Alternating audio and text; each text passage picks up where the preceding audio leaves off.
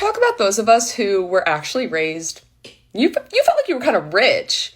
You had a McMansion, 3, 4, 5 bedrooms. You went on vacations to other countries. Your parents had nice cars. My dad drove BMWs. My mom had big cars, Denali, Land Cruiser, best car ever. Stand by that. You kind of wanted for nothing. You got the new iPod every Christmas. Very privileged, right? But now you're like, oh, I went to college. I actually went to grad school, and I'm living in my mom's house. And I'm drowning in rent and see no future for a down payment on anything. Especially if you're single. I have a boyfriend, but again, I lived that single life for a long time where I was like, there's no hope. Maybe you're even like me, and the only hope of being able to afford a rent is a partner. That's kind of sad, right? I'm going to hold your hand, truly, and make you feel a little bit better about your situation.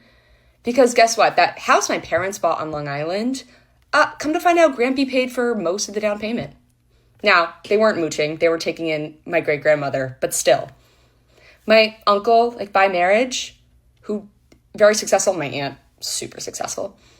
His OBGYN father paid for a bunch of his down payment. The grandparents, they're probably all dead. That generation did a lot of help for our parents. Now, my parents obviously helped me. I get to live rent-free, even though we kind of live like roommates. But they helped that generation a lot. That generation didn't have student loan debt like we all do. They didn't need advanced degrees unless their job specifically required it. And what else did they do? Live far beyond their means. Again, I thought we had it good. I didn't realize we were constantly in credit card debt. That those cars were long loans. No, I did not know that. I did not know that we were in debt. Our parents lived beyond their means. A lot of them do not have significant retirement. My dad didn't have a 401k until my parents divorced 10 years ago. And he was nice and didn't take my mom's, which he could have. No, do not compare yourselves to their parents. I am aware of the statistic that specifically men are doing worse than their fathers in our generation. I totally understand that. But just know, I'm going to sound like just a boomer hater, but the boomers, they started 50 yards ahead of us in the 100-yard dash. They did not have this. Now, was it all great? Probably no. And the one thing that did humble them was 2008. But you are not a failure because you are not buying a house when you're at the same age that your dad bought his house. You are not a failure for wanting to push back having kids until you know you can afford them. That is a responsible thing to do. Best thing you can do right now, truly, is get out of debt and stay out of debt.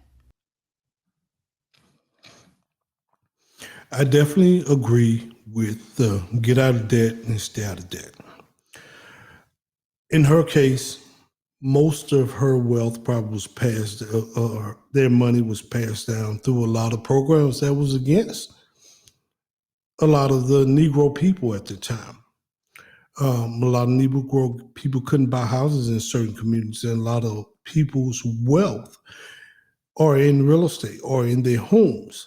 A lot of programs that set up a lot of other nationality of people wasn't passed down to the Negro people. This ain't about race, people.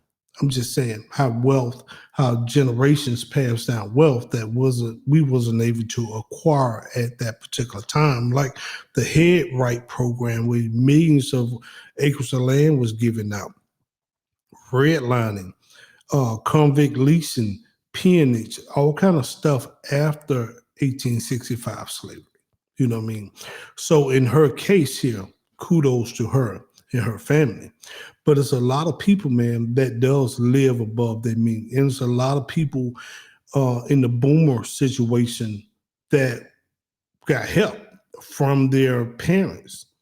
I wasn't one of them. I wish my parents could help me, man, at one point, you know what I mean? But now me and my wife has set up to where we can help our kids. But a lot of these kids would not be able to afford a home at this particular point in life, unless the market crashed or the bubble burst, as they said, because I'm looking at houses in the $600,000, $700,000, $800,000. Houses now in $200,000 and $300,000. Nobody's really moving out of them, and if they are moving out of them, they are like little shacks, a little hole in the wall, and probably not a safe neighborhood. You know what I mean? Let me just say that. But if you got a house that's $200,000 or $300,000 and you're in a really nice neighborhood, man, people ain't trying to sell those, bro. Because you sell that house, that's a gold mine right now. And I don't blame the people. I will stay there too. And because now if you sell the house, you got to get out here in this $600,000-$700,000 mortgage, which is crazy for a lot of people right now. Like I always say that most people, in order to qualify for that, got to be making at least $175,000 a household, when the median income in America, median household income right now in America is $71,000 to $75,000. So your household is about $100,000 off to qualify from these new neighborhoods that they're building. That's why I asked, who the hell is buying these houses out here? Who buying them? Because I don't see a lot of people going out here buying these things. Even my kids who's in college and they trying to better themselves, their income still ain't qualifying for what I'm seeing out here now. You know what I mean? Maybe in the future, but not right now. So who out here really getting it in?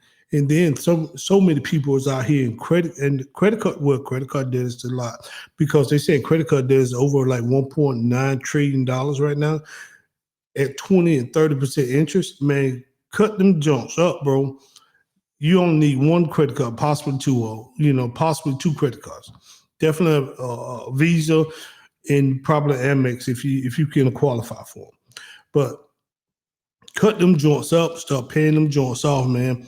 But most people in so much debt, so they'll never get out of debt. And now, even when you file bankruptcy, a lot of these companies is being protected where they taking your ass to court, bro, and trying to get their money now. If you missing payments, now you got, not only they want their money, now you got legal fees and all these other things, so they burying you in more debt, man. So, yes, the boomer generation, the traditionalists had it better, I would think, than now.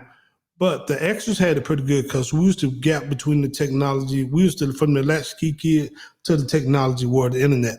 So I think the Gen Xers had it pretty good too. You know what I mean? We just didn't have nobody to really hand us the keys to the car.